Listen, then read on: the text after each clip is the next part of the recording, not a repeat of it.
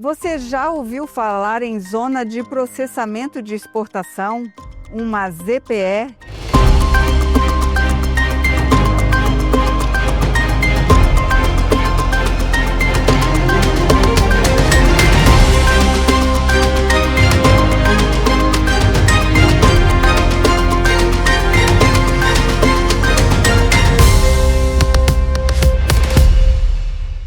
No Brasil, existem 4 ZPEs funcionando e 13 autorizadas. Uma delas no Espírito Santo, a ZPE de Aracruz.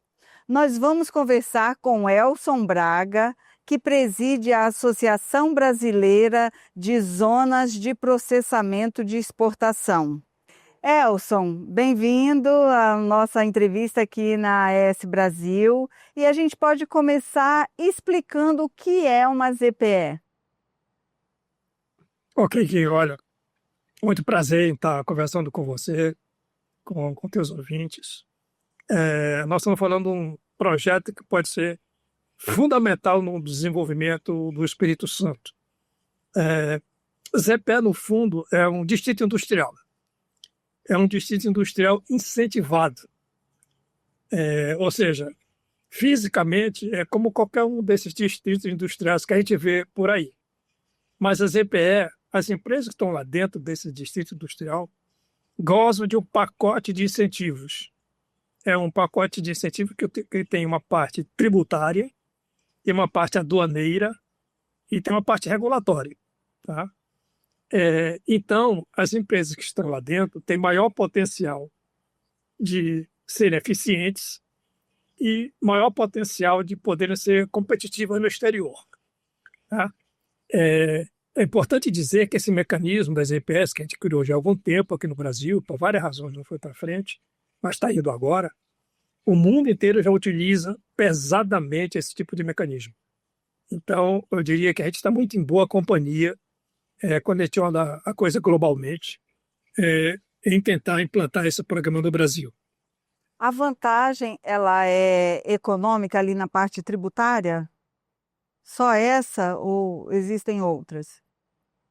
Não, vamos lá, eu falei que é um pacote de incentivo. Tem uma parte tributária que o pessoal foca mais.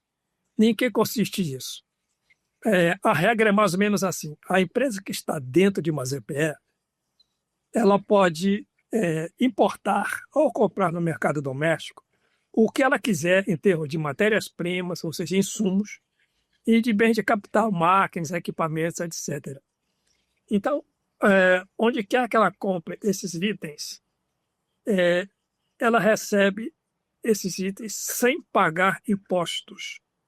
Os impostos federais, nós estamos falando, portanto, de IPI, PIS/COFINS, e se importar, nós estamos falando também de imposto de importação, e se vier por navio, de adicional de frete para renovação da marinha mercante. Esses tributos são federais. Então, os tributos federais, quando a empresa que está lá dentro da ZPE importa ou compra no mercado doméstico, esses tributos não são pagos, eles são suspensos. Tá? Ou seja, a empresa não paga, mas não está liberada do imposto, aquele imposto só está suspenso. Se ela vai pagar ou não aquele imposto suspenso, depende de para onde ela vai vender o produto que ela vai fazer com aquelas máquinas e com os insumos. Se vender lá para fora, você está exportando, então a exportação não paga impostos indiretos, não paga esses impostos de IPI, PIS/COFINS, não paga. Então, assim, a empresa comprou itens sem pagar imposto. E quando exportou, não pagou imposto também. Então, não pagou imposto nem na entrada nem na saída. Então, ela ficou no vácuo tributário. Tá? Se vender no mercado doméstico, aí ela paga os impostos que foram suspensos. Que tem que ser assim, porque senão ela concorre deslealmente com empresas que estiverem fora da ZPE. Porque as empresas que estão fora da ZPE, elas estão pagando esses tributos. A ZPE não está pagando os tributos. Então, claramente, o custo do capital, o investimento de capital das empresas na ZPE vai ser menor do que o cara que está fora. Tá? Então, se vocês estiverem concorrendo no mesmo mercado, no mercado doméstico, as ZPEs terão uma vantagem. Então, por questão de isonomia, então, quando a empresa de ZPE vende no mercado doméstico, ela paga os impostos que foram suspensos. Aí fica tudo bonitinho. Por isso que a CPE não pode ser acusada de uma concorrência desleal, porque isso não ocorre. Tá? E, Elson, no Brasil, são 4 ZPS funcionando, 13 aí autorizadas, inclusive aqui do Espírito Santo, a ZPE de Aracruz. E por que só 4? Por que o Brasil está tão atrasado em relação a outros países? E que, assim, 2 semanas atrás eu estava numa conferência da Organização Mundial de Zonas Francas lá na China. E o que foi anunciado pelas Nações Unidas nessa oportunidade é que hoje a gente tem no mundo perto de 7.000 zonas francas. Quase que metade disso está na China. Mas tem muito nos Estados Unidos, umas 200 e tantas nos Estados Unidos. A gente tem 120 aqui na Colômbia. Um paísinho pequeno como a República Dominicana tem 77. Quer dizer, o mundo lá fora está utilizando intensamente as EPS ou mecanismos semelhantes como instrumento de desenvolvimento há muito tempo. A China é o que é hoje por causa das zonas econômicas especiais, que são as EPS deles. Quase metade do capital estrangeiro que vai para a China fica nessas zonas especiais. E elas exportam mais de 50%, quase 60% das exportações chinesas provém dessas zonas. Então, foi o grande instrumento que fez a diferença do desenvolvimento extraordinário da China e em vários outros países. Tem mais de 150 países no mundo que tem esse tipo de coisa. A gente que está aqui devagar para caramba, tá certo? Mas a gente vai explicar em algum momento aqui na nossa conversa porque que, apesar da importância desse mecanismo, o Brasil utiliza tão pouco.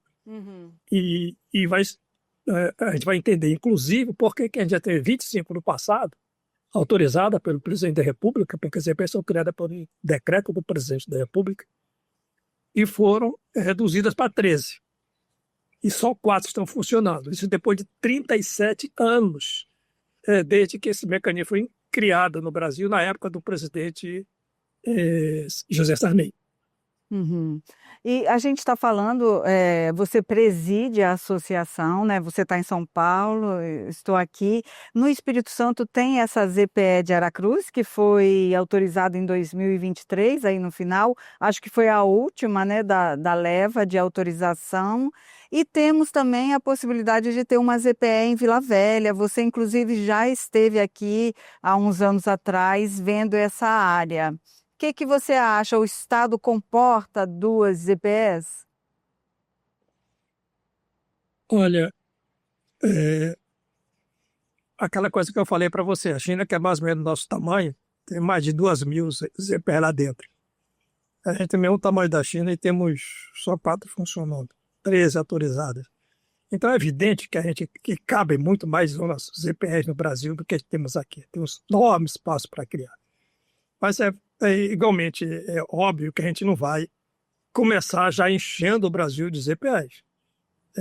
Pelo contrário, a associação tem uma visão muito pragmática, muito realista, sensata, de defender que a gente precisa ter certamente ZPS no Brasil, mas a gente precisa começar com um número relativamente pequeno, aprendendo esse processo e expandindo aos poucos, como a China fez. A China criou lá no final dos anos 70, começo dos anos 80, criou 4. Aí deu certo, 4 anos depois passou para 16. Mais 4 anos estava dando certo, aí expandiu para o resto do país. Então hoje está em todo o território chinês, temos zonas francas, zonas econômicas especiais, como eles chamam por lá. Então, em síntese, a gente poderia ter muito mais zonas francas EPS aqui no Brasil. E no Espírito Santo, a gente tem tranquilamente a possibilidade de ter mais de uma ZPE. Inclusive porque em Vila Velha, a gente começou no Espírito Santo tocando a Vila Velha e tocando ZPE em Vila Velha.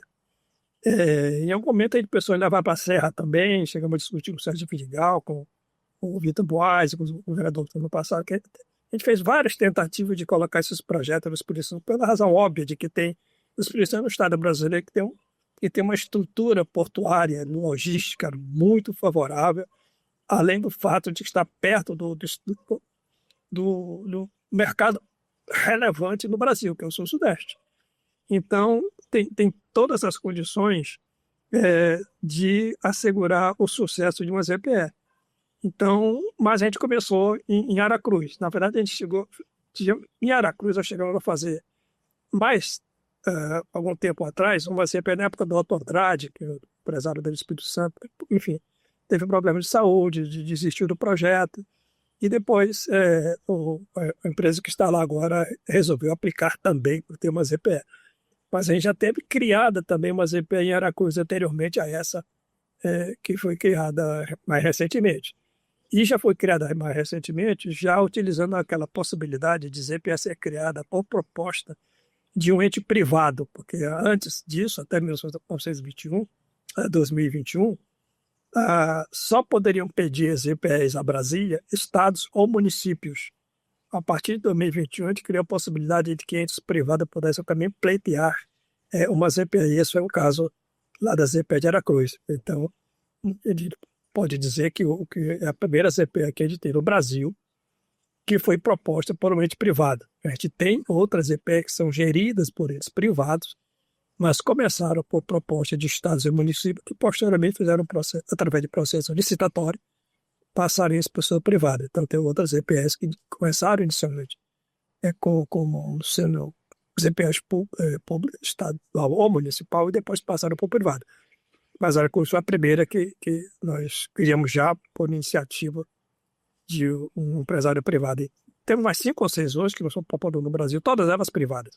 É muito mais simples, muito mais direto, muito mais simples, muito mais fácil de implantar a ZPE, já começando privada do que sendo pública. Então, Vila Velha tem esse potencial e esse processo ele é lento, deixou de ser um pouco menos burocrático, mas ele é lento? Porque, olha, ele é lento, fica mais fácil propor hoje, porque quando é privado, você tem que ter autorização da Assembleia Legislativa, quer dizer, tem todo um processo burocrático que é inevitavelmente mais lento quando é público. Quando é privado, corre muito mais simples. Mas o que acontece? Seja ele público, em proposta ZP pelo governo do Estado ou por um privado, esse projeto vai para Brasília, para o Conselho Nacional das Zonas de Processamento e de Exportação, que fica no MDIC. Eu já fui secretário executivo 2 vezes desse conselho, além de ter trabalhado na criação da primeira lei da ZPE lá em 88. Então, agora, quando chega, portanto, nessa secretaria executiva do conselho, a coisa corre muito lento. É natural que esses projetos sejam examinados com muito cuidado, mas a gente poderia perfeitamente colocar um pouco mais de agilidade nesse processo. A gente tem esse PSTAC, tem mais de 1 ano já sendo examinado pelo conselho e isso não faz nenhum sentido. Mas na transição de governo houve praticamente esvaziamento completo da Secretaria Executiva do Conselho.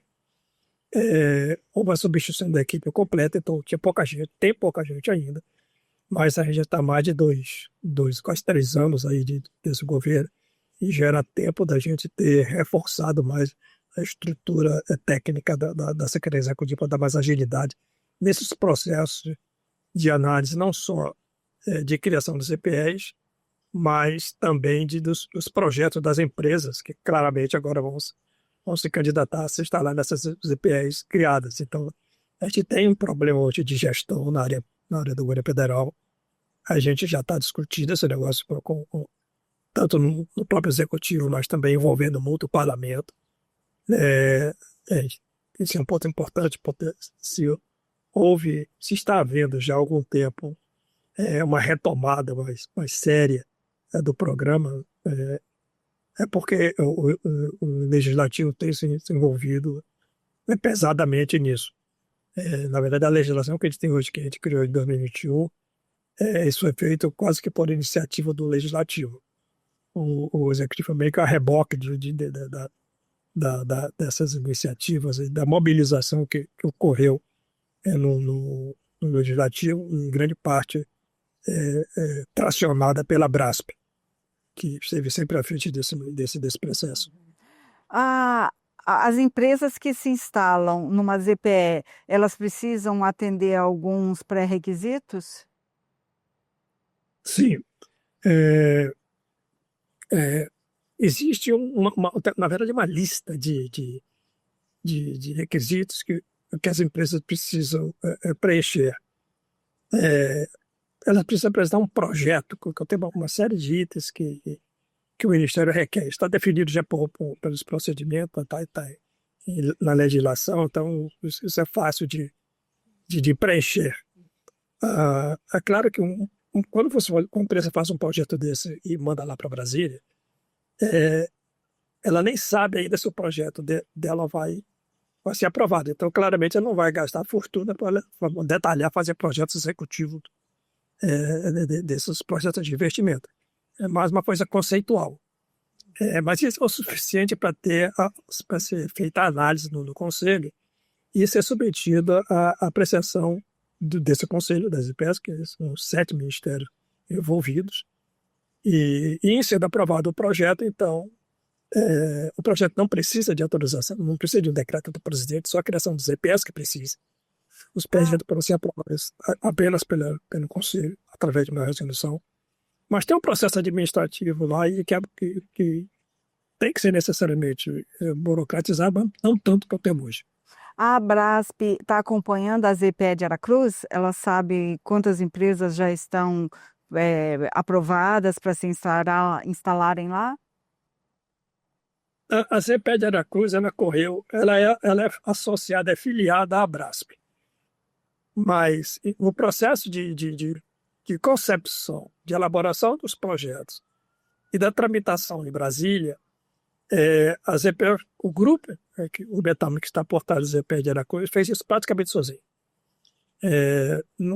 Depois que a coisa tinha avançado bastante, aí houve uma interação com a Abrasp e a gente tem hoje trocado bastante ideia com eles, tá dando o suporte que a gente pode, até porque eles são, como eu disse, eles são filiados da associação e uma das funções da Abrasp é exatamente dar suporte para todas as EPEs que queiram se implantar. A gente tem um compromisso, a gente criou essa coisa lá atrás, na época que eu lei, e a gente tem um compromisso inarredável de apoiar essas EPEs, sejam elas privadas, públicas, e a gente está acompanhando tudo que está acontecendo em cada uma delas e dando o suporte que ele precisa ter, que elas precisam.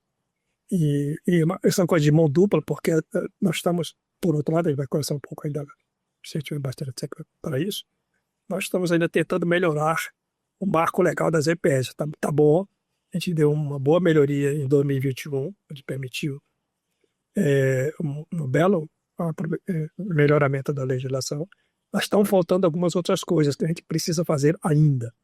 E abaixo à frente disso, e isso requer mobilização técnica, mas política também. E quando isso ocorre, a gente mobiliza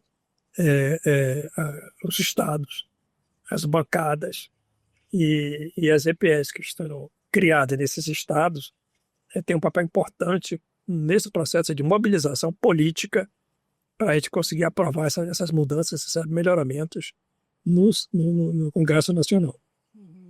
E como é que a associação enxerga o futuro das EPS no Brasil?